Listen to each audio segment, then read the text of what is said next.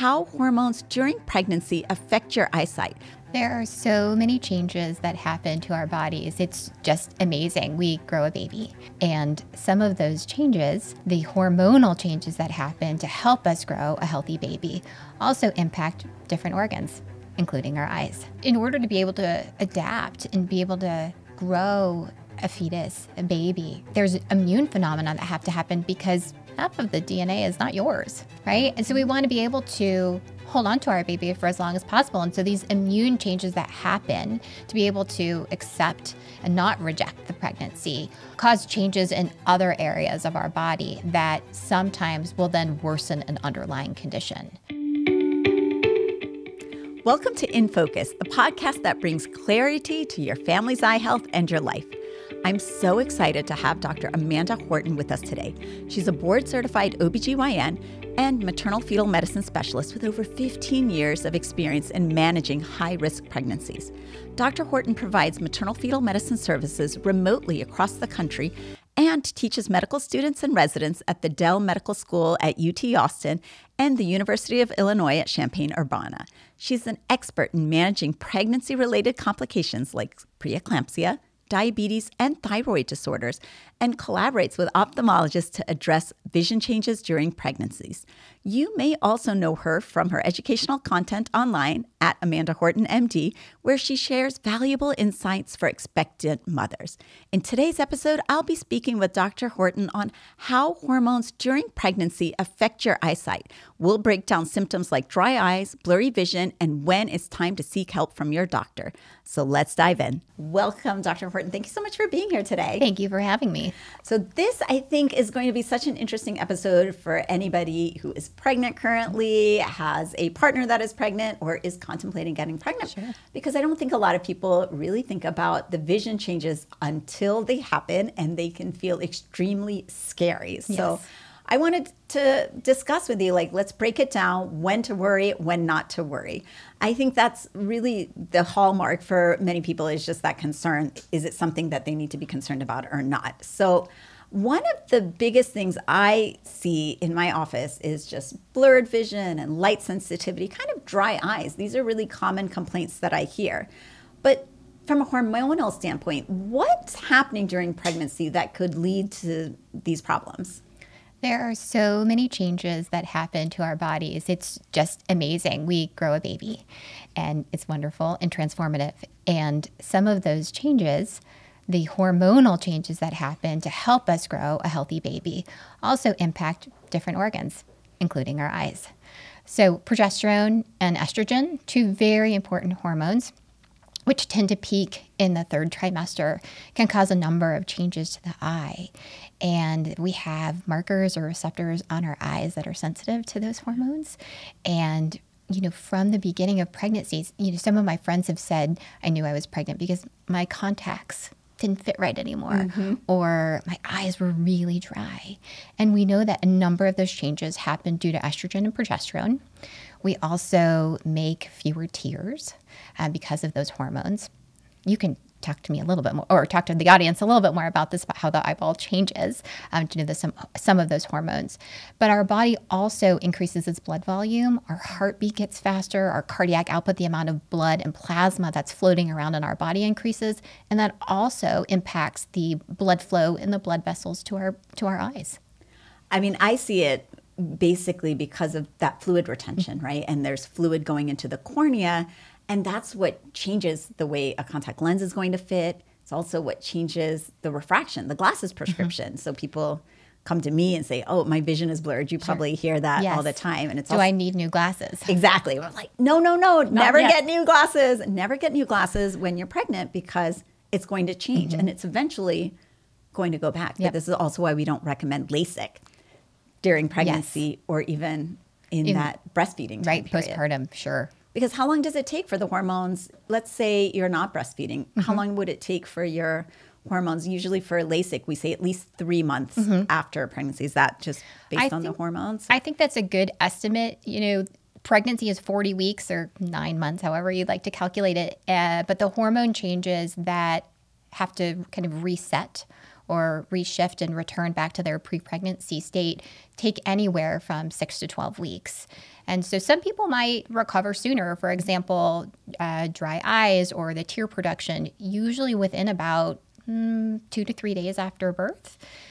People feel like, oh, my eyes are lubricant. They're wet. I make more tears, probably because you're postpartum and hormonal and maybe crying over certain things, just human that you birthed out of your body. But some of those changes happen faster. But for the full reset, especially for things like estrogen and progesterone, they do take longer. And so on average, 6 weeks is a guide where we start to see things looking a little bit more normally. But by 3 months, I would expect that everything should be back to its pre-pregnancy state. And of course, that's if they're not breastfeeding. Correct. If they're not breastfeeding, then you have other hormones like prolactin, for example, which helps with milk production that take longer. And so for an individual who might be breastfeeding and will continue for the duration of however long the duration is. Maybe it's 6 weeks. Hopefully it's a year. I breastfed my second for 15 months.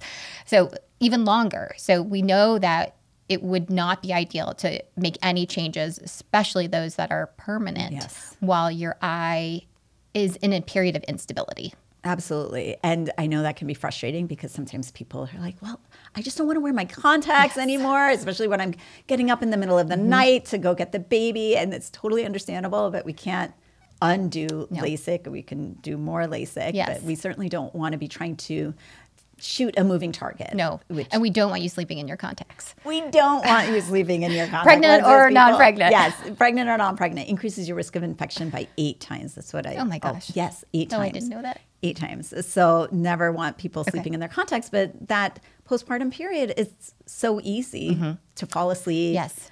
When you are caring for your child, and it just happens a lot. And you're needed immediately. The baby's crying or your breasts are full and it's time to pump or feed the baby or a diaper change. And so the delay of, okay, let me find my glasses, where are they? Or, and they fell on the floor, or I don't know where they are, or this is an old prescription. That happens a lot. And then they want a new prescription and we tell them, okay, we'll give it to you, but it's going to change. Yes, got to wait just a little bit. Just wait, exactly. So if you're considering getting pregnant, it's probably not something people would really think about. Get your eye exam beforehand. Yes, I think that's always really important because there are so many changes that happen to the eye and even subtle changes that might impact your prescription. I am a glasses wearer, or I have worn glasses since the 5th grade. And so my prescription has changed constantly and did so even during pregnancy. It went back to normal. And then it went back. It did. That's good. Are there certain periods during pregnancy, certain trimesters where you're seeing just more hormonal shifts that might impact things with the eyes? Yes. So definitely end of 2nd, beginning of 3rd trimester. Okay. We tend to think of first trimester is, 12 to 14 weeks. Second trimester is, 12 to or 14 weeks to about 28 weeks. And then 28 weeks to 40 weeks is the 3rd trimester. There are some, onsets of different hormones that progress over time, but we really see these peaks in the 3rd trimester, so somewhere 26, 30 weeks. Okay. And that's when most of my patients are complaining about blurry eyes, can't see very well, or are concerned that their prescriptions changed or something is wrong. I often hear I'm worried, do I have a brain tumor because I can't see anymore? And it's explaining, probably not. Yes.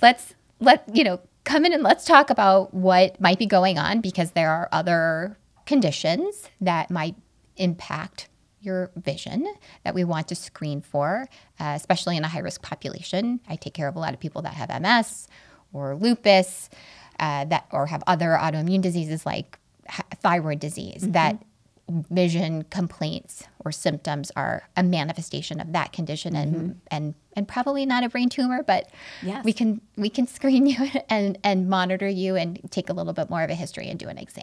And I want to get to those because I think that's really important, especially for what you do and especially for the people that might notice vision changes, because pregnancy seems to exacerbate everything. But I'll put a pin in that for a second. But in general, this seems to line up with basically what I see when I see people coming into my office around that same 3rd trimester. Yes, beginning of 3rd trimester. Now, it could just be dry eyes. It could just be your refraction changing because of the hormones. But there are times when vision changes really signal something is serious. Yes. And it could be the first sign for some people that there's something more serious going on. And sometimes they end up in my office when I wish they went to yours first. So when do you tell them, when they call in or when they come in, when do you get worried, or when do you feel like this might be something more systemic happening? Sure. That's a great question. Thanks for that. New onset changes. So something suddenly that's happened. I cannot see out of one eye, or I can't see out of the sides. I can't, and this happened just suddenly. There's flashing lights in front of my eyes, or there's like a dark curtain that's covered one of my eyes, associated with I have a terrible headache. Oh. Right, that's the one that I worry the most about, as visual changes accompanied by a headache, which in someone who may not have migraines or may not have headaches is really concerning for a high blood pressure problem of pregnancy called preeclampsia. So I'm going to tell a little story, which is maybe seems crazy that I didn't know better because I'm a physician. And we learn about this in medical school, but after my second, and I have a history of migraines, after my second child, that next day I had the worst headache of my life. And so, of course, my mind is going into, it's pituitary apoplexy or like all these random things that you're worried about. And I went in, and then my blood pressure was super high, and we got a scan just in case. And it was only after talking to our colleague, Dr. Natalie Crawford, she's like, you probably had preeclampsia. And I said, I did have high blood pressures that whole, but nobody said anything. No, I mean, it's one of the most common conditions that no one talks about or is aware about. And while there are individuals who might have some risk factors for preeclampsia, high blood pressure for a lot of people can be fairly well tolerated, and you can have no symptoms. Okay, so let's talk about what is preeclampsia for people that don't know. Yeah, so only pregnant individuals or newly postpartum individuals can get preeclampsia, which is a high blood pressure problem characterized by organ involvement of the liver, the kidneys, even the heart, changes in the brain, plus protein in the urine. And for most individuals, it's going to occur after 20 weeks. So new onset hypertension, proteinuria, so your kidneys are spilling protein that it shouldn't, plus other organ involvement, your liver, so elevated liver function tests, renal kidney problems, so you have an elevated creatinine. You can also develop a headache due to some edema, and you can develop visual changes due to the arteries, and you know all about the eye anatomy, but there's dysfunction in how blood flows to the brain and to the eye.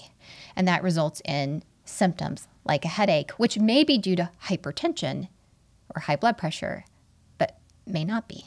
So hypertension, separate from, it can exist alone. Correct. Or as a part of preeclampsia. Yes. Is the blood pressure markedly more elevated with preeclampsia, or not necessarily so? So we have different flavors of preeclampsia. So there's what we call mild preeclampsia, or the technical term is preeclampsia without severe features. We think of high blood pressure as a systolic or top number of 140 or greater, and the diastolic blood pressure, which is the bottom number, as 90 or greater. So 140 over 90 is considered hypertension. And severe hypertension, which typically is a hallmark of preeclampsia with severe features, is a systolic blood pressure of 160, so top number greater than 160, or bottom number 110 or greater. So different severities of preeclampsia based on both the symptoms.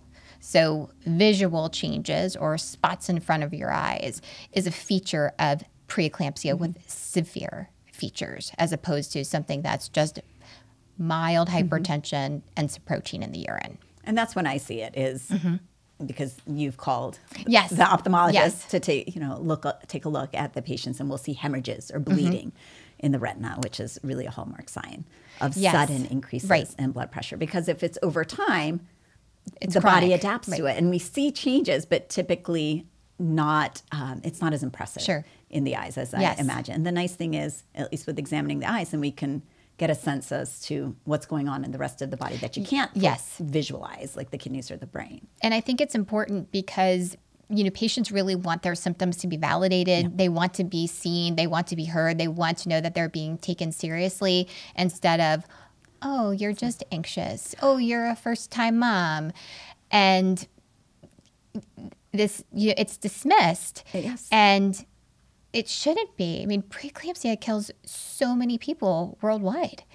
If you were a Downton Abbey fan and you ever watched Downton Abbey, I am a Downton Abbey fan, and I do remember I cried. I sobbed because that's what happened. Yes. People developed eclampsia. Eclampsia. Right? And the prefix pre means before. So eclampsia is what happens after preeclampsia, and which is the hallmark of seizures, which can lead to blindness. Yes. And needs to be treated immediately, and the only cure for that is delivery. To deliver.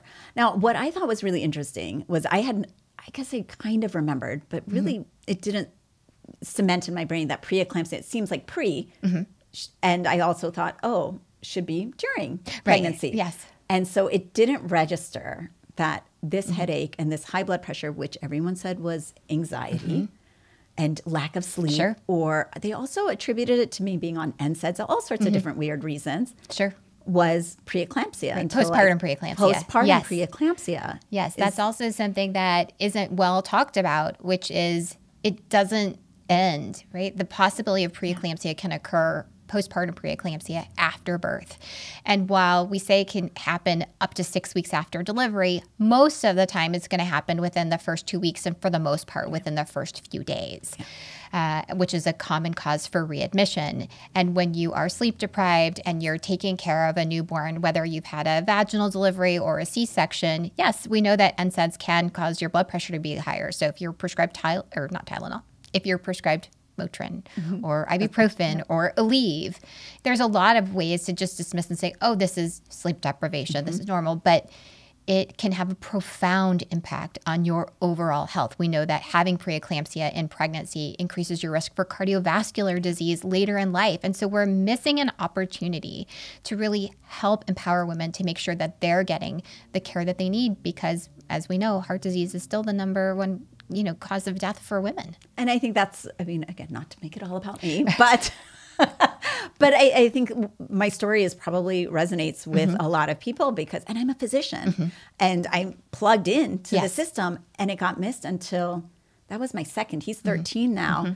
And I got recently 2 years ago diagnosed with hypertension. And that's when how long was I hypertensive? Right. How long could I have been monitoring those cardiovascular risk factors? So I think that's such an important point for people to be aware of, that this is something that can happen after as well as during.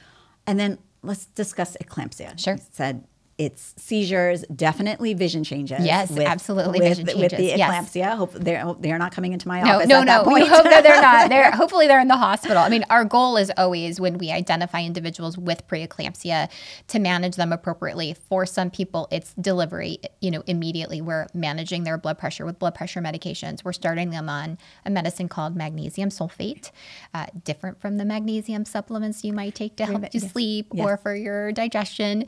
But magnesium sulfate is a very potent anti-seizure medication. So it works really well in prevention of seizures.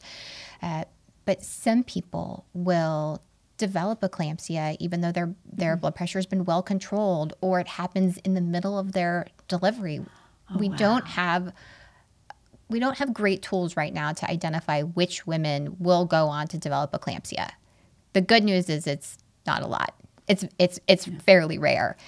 But once you've witnessed an eclamptic seizure, it is for both healthcare providers, for people who love you, for yourself to be out of control of your own body about what's happening, and then to wake up. And remember, obstetricians take care of two patients. Yes. They take care of moms and they take care of the babies. And so there are some heart rate changes that can happen when babies aren't getting enough oxygen, that things really need to be expedited.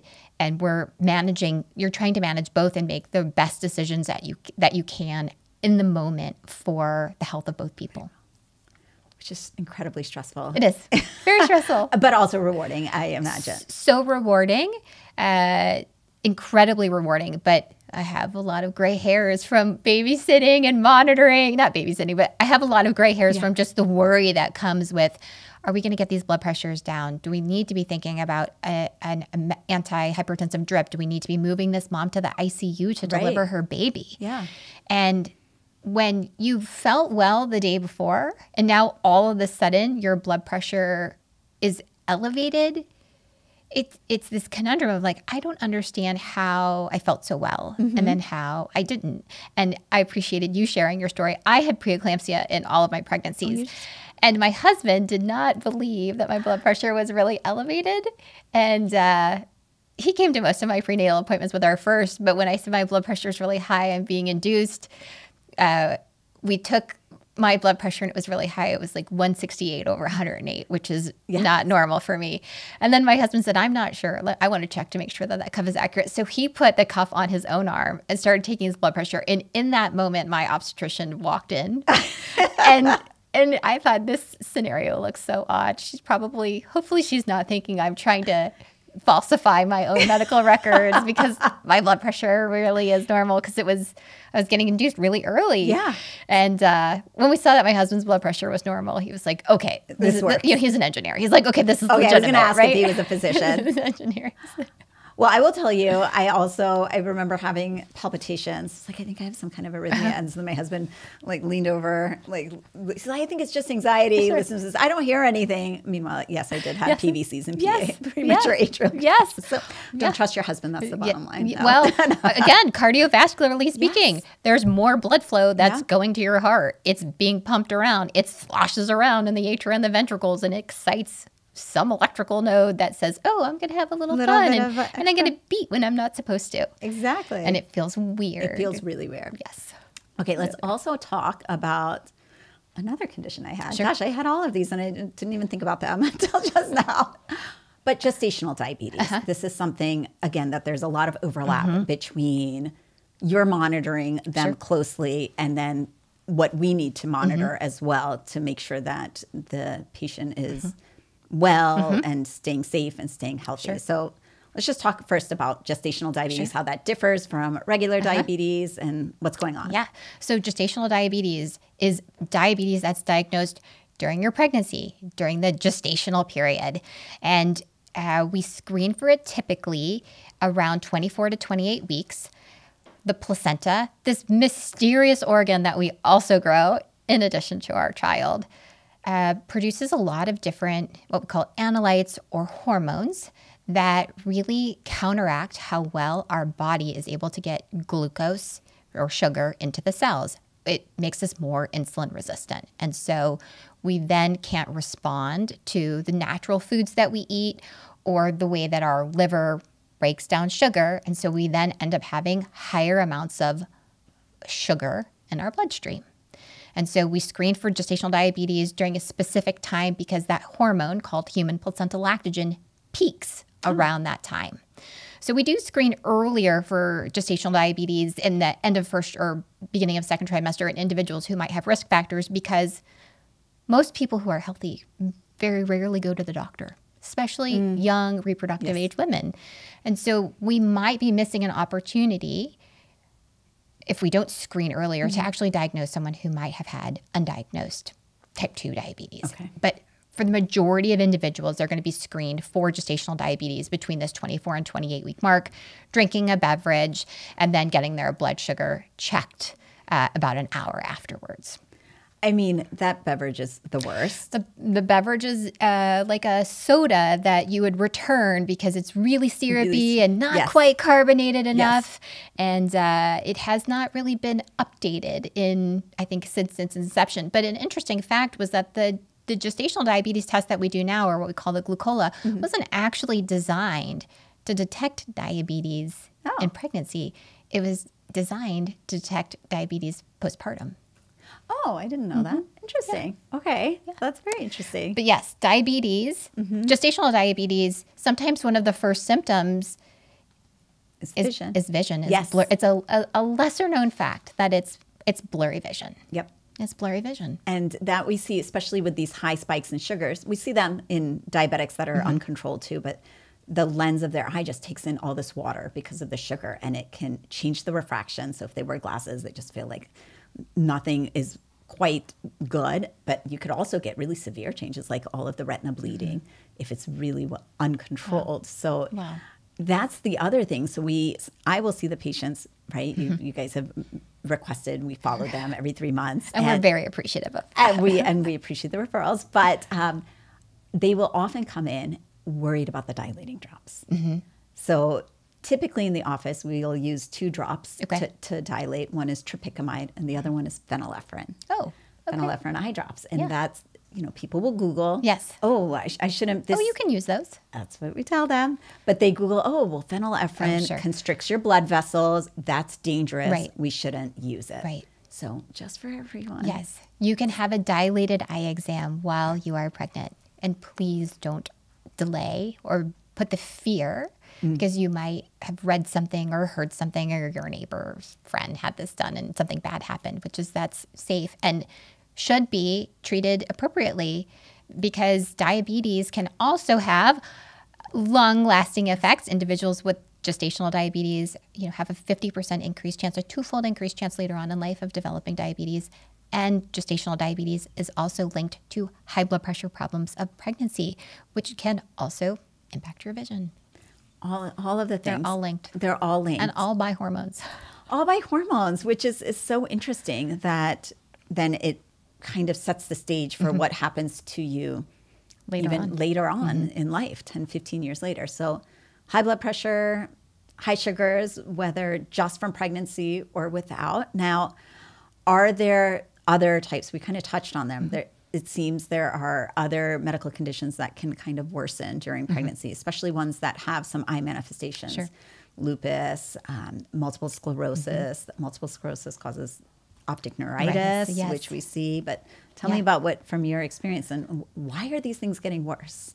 So interestingly, there are, in order to be able to adapt and be able to grow a fetus, a baby, right? There's immune phenomena that have to happen, because half of the DNA is not yours, right? And so we want to be able to hold on to our baby for as long as possible. And so these immune changes that happen to be able to accept and not reject the pregnancy cause changes in other areas of our body that sometimes will then worsen an underlying condition.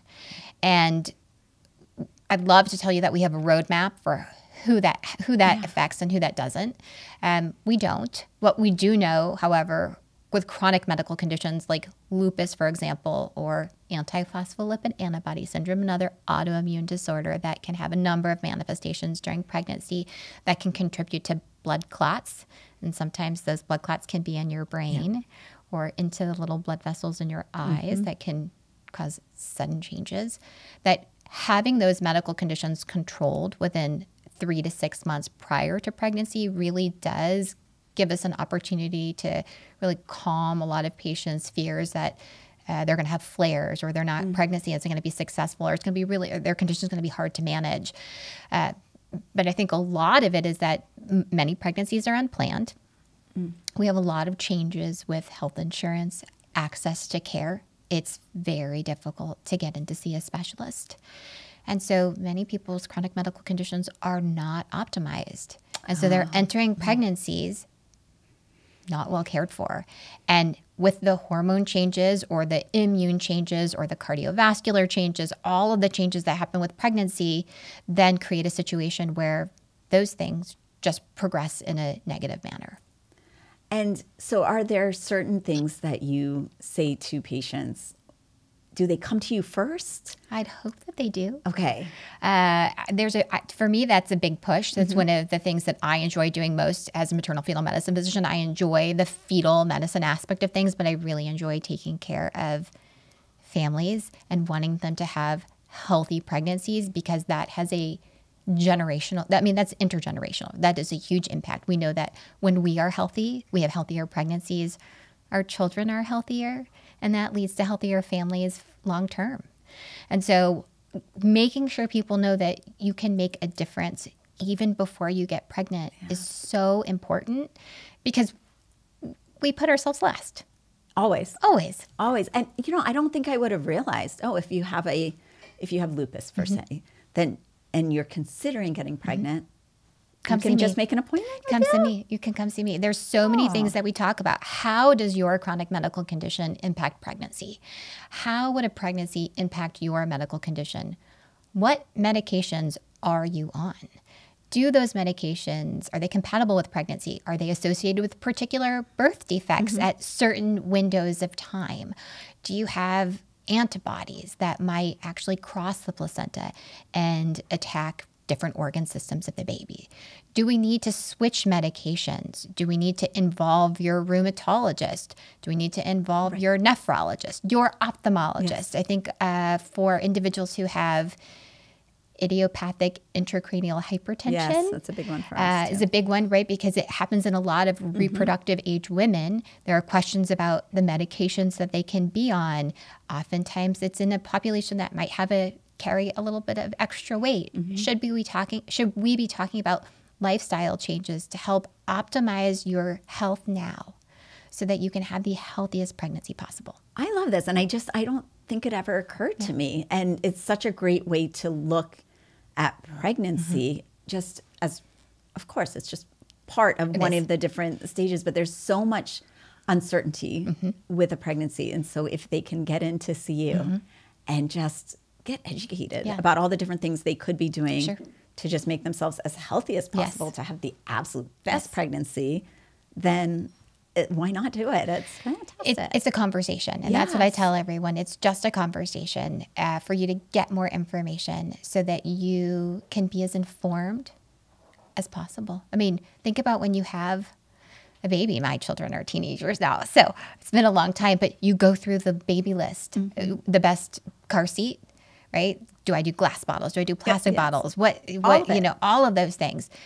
Your health is an investment. Make that investment in yourself. Oh, this is such a great way to end. I just want everyone to hear that, because that's the soundbite I think people need to know. That's the most important thing, I think, to come out of this entire conversation. Yes. Thank you so much, Amanda, for joining me today. I learned a lot. I hope it wasn't all about me, but I do think sometimes it's nice for people to know that these stories, that you had preeclampsia, that I had undiagnosed preeclampsia, that we all struggle with this, and there's not a stigma necessarily associated with it either. And there shouldn't be. It's, these are chronic medical conditions. There are specialists and obstetricians who want to help you. When we all often feel like we should blame ourselves. I did something wrong. Yes. It's something about me. Yeah. Instead of saying, this is something that happened to me, and I'm going to do the best that I can to manage it. Nobody expects to enter a pregnancy and have a complication. Nobody expects to enter a pregnancy and be faced with all of these conditions and not know what to do. But planning for pregnancy so that your pathway to parenthood is as seamless as possible. And when the road curves, you've got people in your corner to be able to take care of you, and that you're not relying on Google. You're not relying on your mom, who, my mom is great for advice. She had 5 children, and so she's got a lot of information to share. But I think it's also important to know, especially for those, because you said you had preeclampsia in your second pregnancy. Well, pregnancies can be very similar to each other. They can also be very different.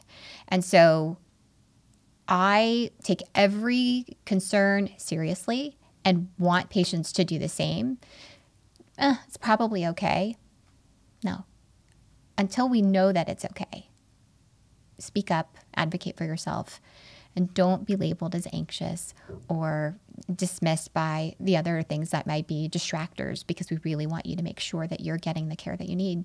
My sister sent a text message in our group chat the other day for Mother's Day and said, life doesn't come with a manual, it comes with a mother. And I thought that was really, I hadn't heard that before, and it just sat in my heart, which is true, but we have to take care of ourselves. Thank you so much for joining me today, Amanda. What an empowering conversation. You can find Amanda on Instagram at Amanda Horton, MD.